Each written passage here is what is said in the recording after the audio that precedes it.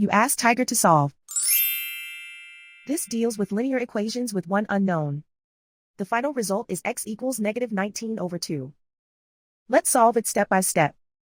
Simplify the expression. Expand the parentheses.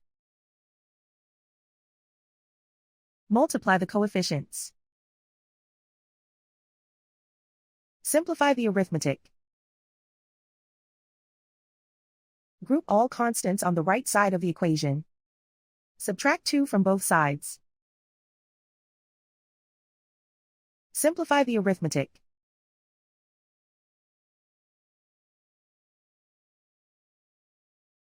Isolate the x. Divide both sides by 4. Simplify the fraction.